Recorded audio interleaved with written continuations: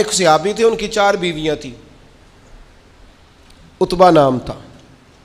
تو آپ کو پتہ ہے یہ بناؤ سنگار سے عورتوں کو زیادہ دلچسپی ہوتی ہے، اچھی خوشبو کہاں سے ملتی ہے، بناؤ سنگار کا سامان، تو عورتیں ذرا اس کے اندر اپنے آپ کو ذرا اگلی صفوں میں سمجھتی ہیں، اور چلو اچھی بات بھی ہے، اپنے خاوند کے لیے اگر کوئی عورت بناؤ سنگار کرے تو باعث اجر ہے اس کے لیے۔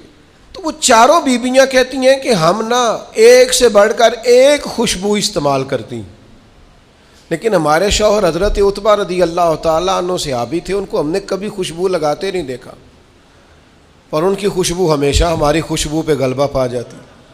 تو وہ صحابیات 4 کہتی ہیں کہ ہم ٹٹولتی تھیں، ان کی جیبیں دیکھتی تھی، خوشبو کہاں سے لاتا ہے، پر خوشبو کوئی نہیں، جسم بڑا مہکتا ہے۔ ہم نے بڑی کوشش کی 4 نے مل کے، 4 بیویاں، سمجھ نہیں آتی تھی۔ فرماتے ایک دن 4 اکٹھی ہو کے کہنے لگیں آج نہ چلو اس بات پہ تو 4 سوکنے اتفاق کرے نا۔ کہتے نے اپنے شوہر سے کہا آپ بتائیے خوشبو کہاں سے لاتے ہیں؟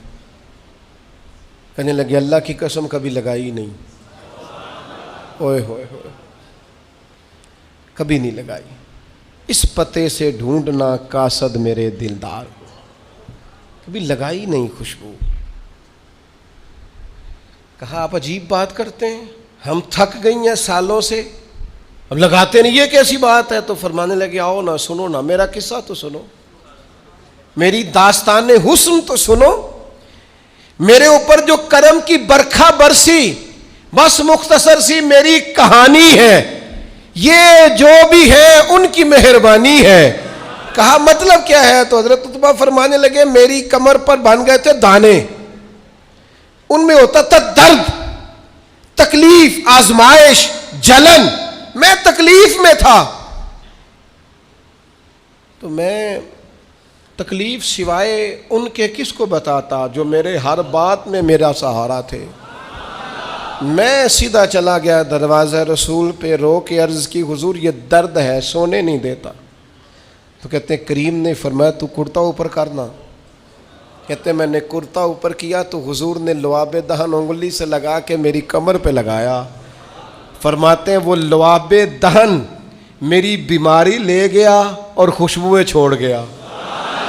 میں جیسے جیسے غسل کرتا جاتا ہوں خوشبو بڑھتی جاتی ہے، تازگی بڑھتی جاتی ہے۔ نہ سمجھ آئے تو مدینہ جا کے دیکھو، مسجد نبوی میں بیٹھ کے دیکھو، جاؤ حضور سید عالم کے شہر نور کی گلیوں سے ہو کر جا کر دیکھو، عرصہ ہوا طیبہ کی گلیوں سے وہ گزرے تھے، اب تک ان گلیوں میں خوشبو ہے پسینے کی۔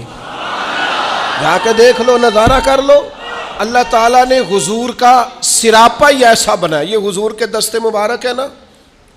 حضرت انس بن مالک فرماتے ہیں میں نے ریشم بھی اتنا نرم نہیں دیکھا جتنا حضور کے ہاتھ نرم تھے، کستوری سے اتنی خوشبو نہیں آتی جتنی دست مبارک سے آتی تھی۔ اور فرماتے ہیں عرب کی گرمی بڑی مشہور تھی، میں حضور کے دست مبارک ہاتھ میں لیتا تو برف سے زیادہ ٹھنڈے ہوتے۔ اتنا اللہ تعالیٰ نے محبوب کو معنویت کے ساتھ سجایا، سنوارا، کمال ہو گئی۔